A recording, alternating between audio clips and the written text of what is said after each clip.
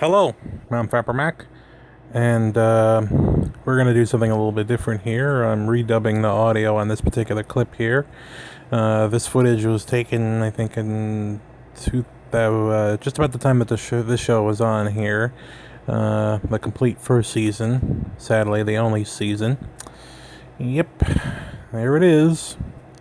Yeah, and I got this from the good old buddies over at Amazon.com Canadian edition here. This is Wolverine and the X-Men limited edition Steelbook. I believe that's what these things are called.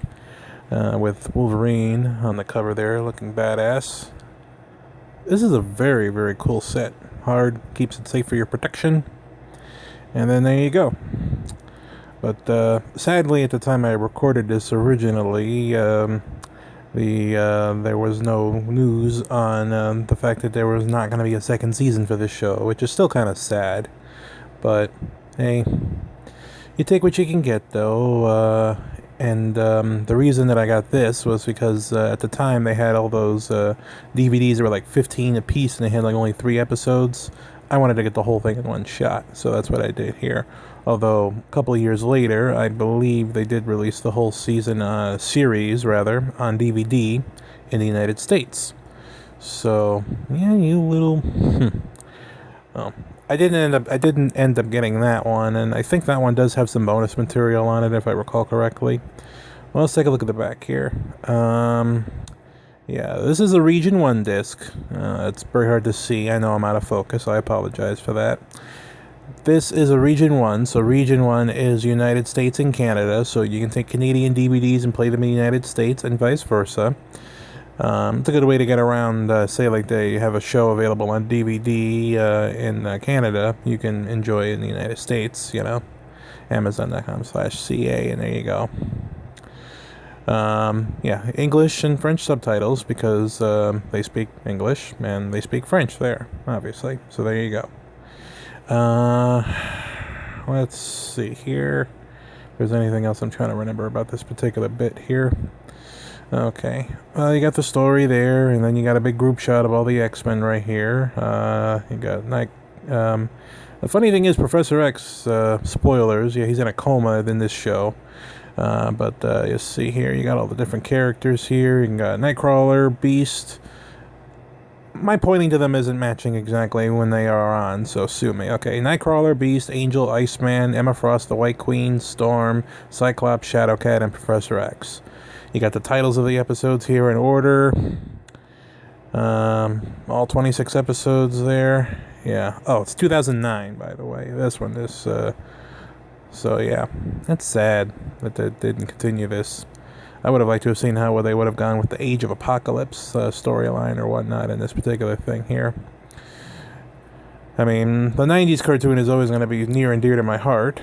Hell, I even love the Pride of the X-Men pilot, but X-Men Evolution, it's not bad. It's just, I think there was a few issues there or whatnot, but I think this is a happy balance between the 90s cartoon and the other one. But not to say that X-Men Evolution isn't good. There's a lot of good stuff in it, but you know, I guess it's because it's geared more toward a younger I think it's geared to a more slightly younger audience versus this, which, you know, doesn't pander to anything, and yet it makes it extremely intelligent and accessible for anybody that's a fan of this stuff. So, you know, there you go.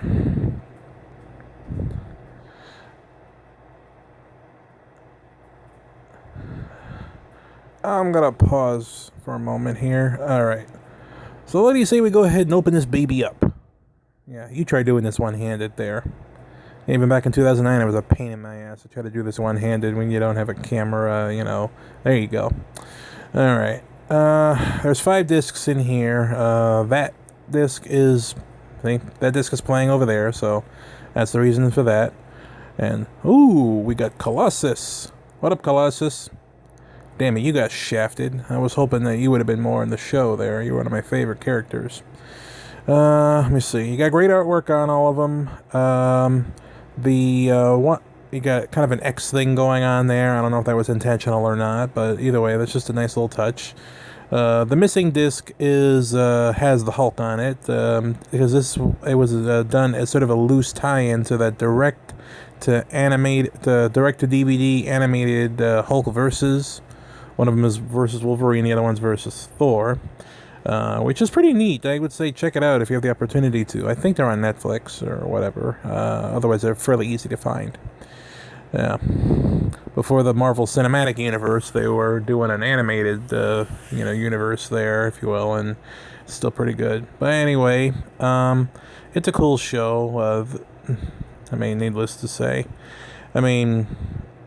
It is sort of playing up the whole thing about the way Wolverine has been in front and center in the live action movies, but it doesn't in a way that actually makes sense, and it sort of makes it feel like it's a little bit of like the Joss Whedon or the Ultimates one or whatever, but anyway, let's take a look at the menus here.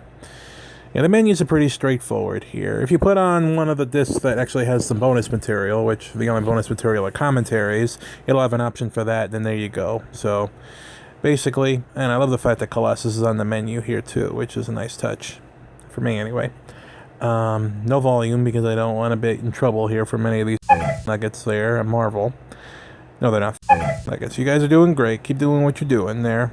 Don't come after me. Okay, so you got the titles of the episodes, and then when you select it, it goes into a sub-menu, and then the sub-menu will have the various chapters for like the beginning, and then each of the cutoff points for when they did the commercials.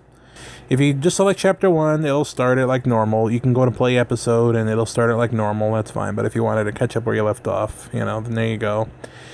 Some people don't like this particular menu structure or whatever, but I personally don't have a problem with it. I think it's fine, so in case you want to stop it right where you are there at a particular chapter or commercial break, then there you go.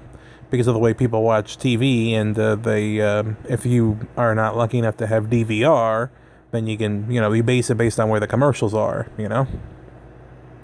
Whether you're going to go grab a bite to eat from the kitchen or have a restroom break or anything like that.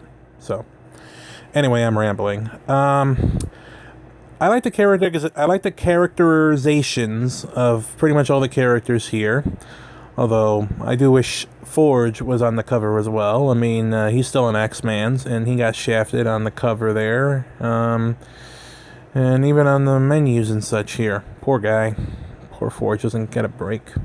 So, anyhow, if you just want a nice little binge-watching experience or whatever, as far as I recall, this is still available to watch on Netflix, but if you want it for, if they take it off of Netflix or whatever, if you want to own it, then that's cool, They have a few other, like they have Spider-Man and His Amazing Friends on there, which, Marvel, why won't you release the original Spider-Man animated series? Not the 60s one, the 70s one, and Spider-Man and His Amazing Friends, and The Incredible Hulk in the United States.